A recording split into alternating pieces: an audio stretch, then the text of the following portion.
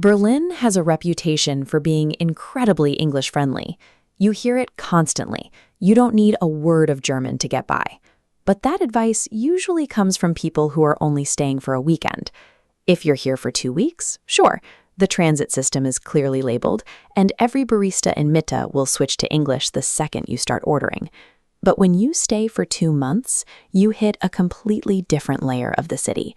Suddenly, you're trying to negotiate a short-term lease. You need the front desk at a co-working space to reboot the Wi-Fi router, and you have to legally register your address at a government office. At that level, the English safety net vanishes. The language apps that taught you how to ask for the train station leave you completely unequipped to deal with the residential and bureaucratic infrastructure that runs the city. Most language advice tells you to start memorizing grammar tables and conjugations before you land. If you're only staying for 90 days, you do not have the time for that. We can map this on a matrix comparing time to learn against daily impact. Ordering food takes low time, but has low impact. True fluency has massive impact, but takes years. What you actually need is right here, the logistical and bureaucratic phrases. You can bypass standard tourist German entirely and just memorize about 20 highly specific sentences. These are the exact phrases that secure your lease and get you through government appointments. Treat these phrases as a calculated tool to bypass daily friction. They signal to locals that you take being here seriously. Berlin has one of the densest independent co-working and cafe scenes in Europe. When you walk in to ask about a desk, relying on app-taught phrasing instantly flags you as a temporary visitor.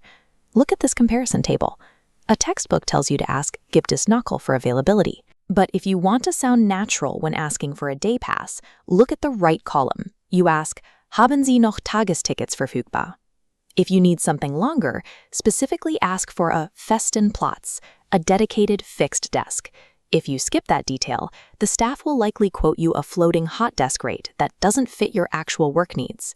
And when the Wi-Fi inevitably drops during a call, you don't just complain that it's broken. You say, "Das Internet funktioniert bei mir nicht." Notice the "bei mir." Adding "for me" frames the outage as a potential issue with your specific device, rather than an accusation of a building-wide failure. That tiny shift in framing gets you fast technical help instead of a defensive reaction. Mastering these specific questions shifts the power dynamic. You walk in as a professional who belongs in the space. Finding a 1 to 3 month rental in a decent neighborhood is arguably the hardest logistical hurdle in Berlin. The market is incredibly tight. If you message a property manager in English, you join the bottom of a very tall stack. Many landlords delete those messages without reading them. But if you write your inquiry in German, specifically stating you want a möblierte Wohnung, a furnished apartment, your application gets bumped up. Even with imperfect grammar, you've signaled you are a serious, low-hassle tenant. Once you get a reply, watch out for the pricing structure.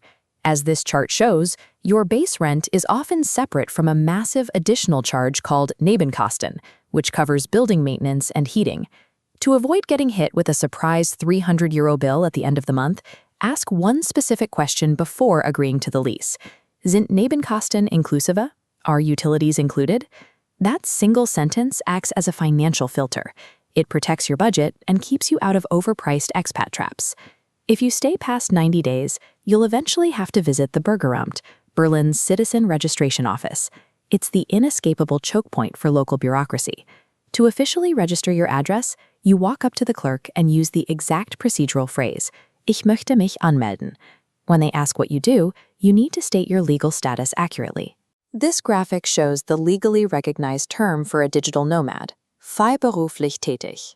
Do not try to improvise a conversational description of your freelance career here. Using the precise legal term ensures your paperwork is processed correctly and keeps you out of visa trouble later. Anytime you agree to something verbally with an official or a building manager, follow up by asking, "Können wir das schriftlich festhalten?" Can we put that in writing? Memorizing a handful of bureaucratic terms provides absolute legal security and prevents hours of administrative headaches. How much of this vocabulary you actually have to deploy daily depends entirely on where your apartment is. If you stay in central neighborhoods like Mitte or Kreuzberg, the concentration of international startups means you can lean on English for nearly everything outside of official government appointments. But as nomads move out to Neukölln for cheaper rent and a better creative scene, the dynamic shifts. Looking at this neighborhood scorecard for Nukan, the cafes will understand you in English, but your landlord and the staff at the local corner stores will expect German.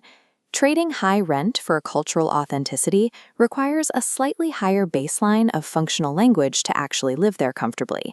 If your stay is capped at 3 months, skip the grammar deep dives. Focus your energy on the high leverage phrases that actually solve problems. The only remaining catch is that having the right words won't help if your pronunciation is so heavily accented the Bürgeramt clerk can't understand you. That's where street tongue comes in. Instead of giving robotic audio to repeat, it uses AI pronunciation feedback to train you exactly how locals speak. You can practice your crucial 20 phrases until you walk into a government office or a lease negotiation sounding confident and competent. It's a targeted tool for a temporary problem. Grab a monthly plan, fix your pronunciation, and cancel when you pack up. Coming prepared with these targeted phrases allows you to navigate the city on your own terms. Tell us about your next nomad city or your worst lost in translation moment in the comments below.